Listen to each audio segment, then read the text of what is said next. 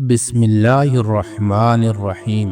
बीबी फातिमा घर के तमाम काम करके चक्की पीस रही थी और रो भी रही थी। हजरत अली घर में तशरीफ लाए कि देखते हैं कि घर के सारे काम हो चुके हैं और फातिमा चक्की पीस रही है और साथ में रो भी रही हैं। हजरत अली बीबी फातिमा से पूछने लगे, ए फातिमा, तो क्यों रो रही है और ये पानी किस लिए गर्म हो रहा है और इतना सारा आटा एक साथ क्यों पीस रही हो? बीबी फातिमा रो कर फरमाने लगी, ए मेरे प्यारे शोहर, आज मैंने एक ख्वाब देखा है कि मेरे बाबा जान किसी चीज को तलाश कर रहे हैं। मैंने उनसे पूछा, ए बाबा जान, आप किस चीज को तलाश कर रहे हैं? तो मेरे प्यारे बाबा जान ने सरकारे दो आलम ने फरमाया, ए फातिमा बेटी, मैं तुझे तलाश कर रहा हूँ। बीबी फातिमा रो कर फरमाने लगी कि आज का दिन मेरा इस दुनिया में आखिरी दिन है। आज मैंने अल्लाह को प्यारे हो जाना है।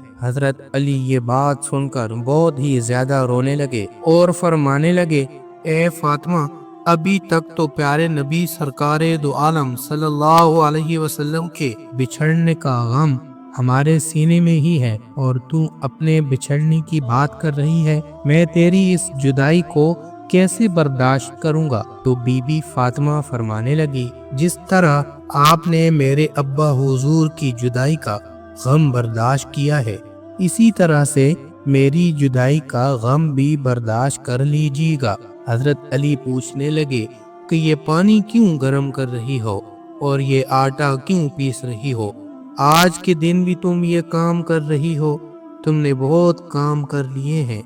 बीबी फातिमा रो कर फरमाने लगी, ए मेरे प्यारे शोहर, आपके भी तो हक अदा करने हैं, आपने बच्चों के भी तो हक अदा करने हैं। मैं पानी इसलिए गर्म कर रही हूँ क्योंकि अपने दोनों बच्चों को अपने हाथों से नहला सकूं। मैं आटा इसलिए पीस रही हूँ ताकि मेरे बच्चे और आप इस आटे की रोटियां बनाकर खा सकें। मैं कपड़े धो चुकी हूँ आप लोगों के, ताकि आप लोगों को धुले हुए कपड़े मिल जाएं और आप पहन सकें। मेरे बाद मेरे बच्चों को कौन आटा गूंद कर पीस कर खिलाएगा? यह कहकर बीबी फातिमा बहुत ही ज्यादा रोने लगी और साथ में हजरत अली भी रोने लगे।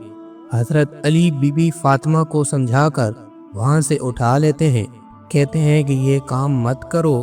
तभी बीबी फातिमा की तबीयत खराब होने लगती है, उन्हें तेज बुखार होना शुरू हो जाता है।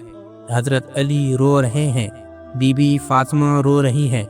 इतने में घर में इमाम हसन और इमाम हुसैन तशरीफ ले आते हैं। वो दोनों अपनी माँ और बाप को रोते हुए देखते हैं तो अपनी माँ के सीने से लग जाते हैं। जरा सोचिए वो कैसा आलम होगा, वो कैसा मंजर होगा जिस माँ को पता चल जाए कि आज मैंने इस दुनिया से रुखसत हो जाना है और मेरे बच्चों का क्या बनेगा? मेरे बच्चों को कौन खाना खिलाएगा? मेरे बच्चों को कौन रोज सुलाएगा? उस माँ के दिल पे क्या गुजरती होगी? हजरत अली बहुत ही ज्यादा रोने लगे और बीबी फातिमा भी बहुत रोने लगी और अपने बाप और माँ को देखकर इमाम हसन और इमाम हुसैन भी रोने लगे और पूछने लगे, ए बाबा जान, आप क्यों रो रहे हैं? हजरत अली खामोश।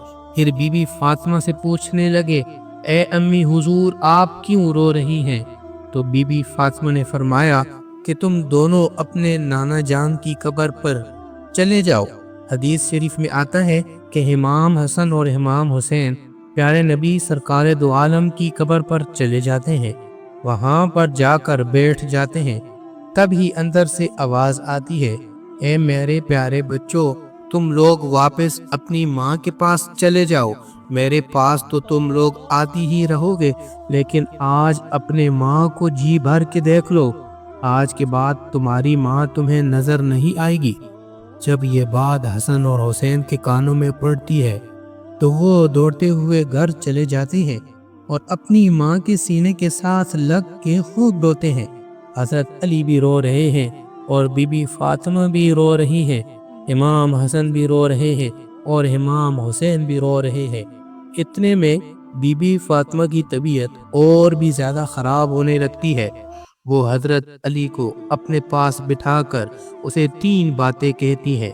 پہلی بات تو یہ کہتی ہے کہ میں نے آپ کے ساتھ کوئی بھی کوتاہی کی ہو، آپ کی خدمت میں کوئی بھی کوتاہی کی ہو، آپ کی نافرمانی کی ہو، آپ کا کوئی حکم نہ مانا ہو تو مجھے معاف کر دیجیے گا۔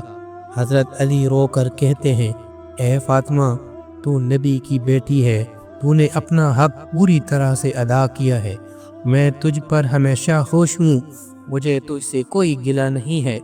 بی بی فاطمہ دوسری بات کہتی ہیں، اے میرے پیارے شوہر، جب میں اس دنیا سے وفات پا جاؤں، آپ نے دوسری شادی کرنی ہو تو کر لیجیے گا، میرے بعد میرے بچوں کو میرے جتنا پیار بھی دیجیے گا، ان کو ماں کی کمی محسوس نہ ہونے دیجیے گا۔ اور بی بی فاطمہ کی تیسری بات آپ کو بھی حیران کر دے گی۔ بی بی فاطمہ تیسری بات یہ کہتی ہے کہ جب میں اس دنیا سے وفات پا جاؤں تو آپ میرے جنازے میں کسی کو بھی نہ بلائیے گا۔ یہ بات سن کر حضرت علی حیران ہو جاتے ہیں اور کہتے ہیں، اے فاطمہ، تو نبی کی بیٹی ہے، میں تیرے جنازے میں کسی کو کیوں نہ بلاؤں؟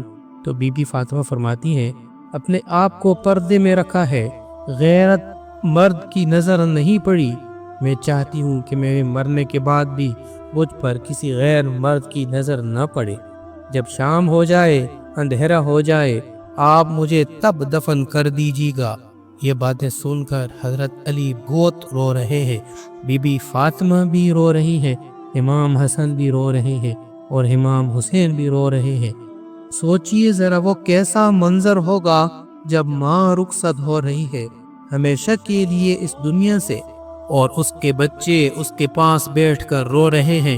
یہ الفاظ کہہ کر بی بی فاطمہ ایک بات اور کہتی ہے کہ میں نے آج روزہ رکھا تھا، میرے بابا جان نے میرے خواب میں آ کر مجھ سے یہ کہا تھا، اے فاطمہ، تو سحری کر علی کی دسترخوان میں اور افطاری کرنا میرے ساتھ۔ اپنے پیارے بابا جان کے ساتھ یہ باتیں کہہ کر بی بی فاطمہ اللہ کو پیاری ہو جاتی ہے۔ بی بی فاطمہ کو کفن پہنایا جاتا ہے، ان کا جنازہ اٹھایا جاتا ہے۔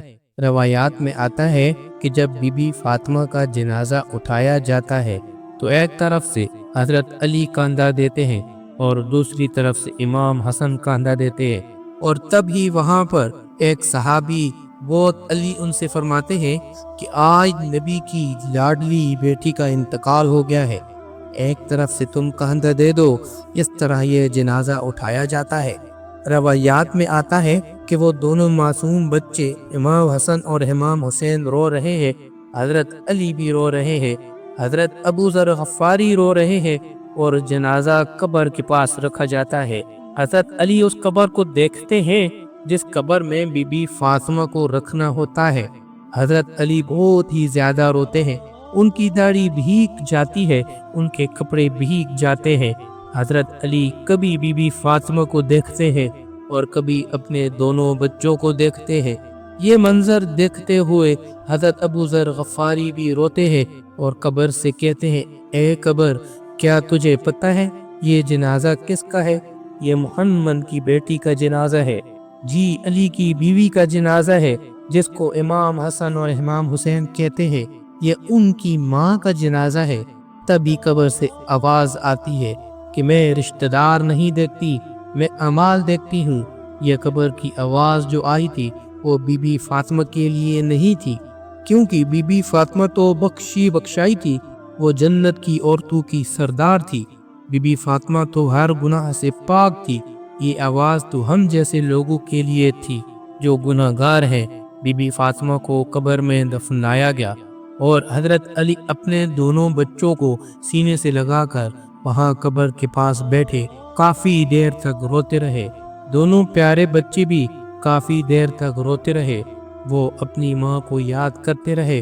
وہ ہمارے پیارے نبی صلی اللہ علیہ وسلم کا گھرانہ تھا، وہ تو بخشے ہوئے لوگ تھے، جنتی لوگ تھے، جہنم کے لوگ تو ہم ہیں جن سے قبر ہزار سوال کرے گی کہ کون سے اعمال لے کر آئے ہو میرے پاس۔ اللہ تبارک و تعالی ہم سب کو نیک اعمال کرنے کی توفیق عطا فرمائے۔